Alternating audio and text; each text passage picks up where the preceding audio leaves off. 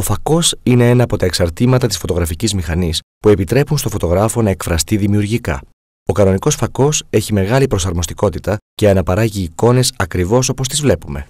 Όμως, όταν βρισκόμαστε σε μια πόλη και η διάταξη των κτηρίων δεν μας επιτρέπει να οπισθοχωρήσουμε τόσο ώστε να περιλάβουμε στο πλάνο ολόκληρη τη σκηνή, θα ήταν χρήσιμο να καταφύγουμε σε έναν ευρυγόνιο φακό, ο οποίος μπορεί να χωρέσει στο καρέ ένα ολόκληρο κτίριο από μικρότερη απόσταση.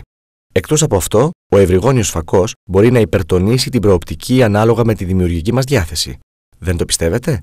Προσπαθήστε να δείτε τι θα συμβεί αν δεν κρατήσετε τη μηχανή παράλληλα προς το κτίριο, αλλά τη στρέψετε προς τα πάνω. Σε ορισμένες περιστάσεις, κυρίως εκεί όπου είναι δύσκολο ή αδύνατο να πλησιάσετε περισσότερο το θέμα, θα χρειαστείτε έναν τηλεφακό.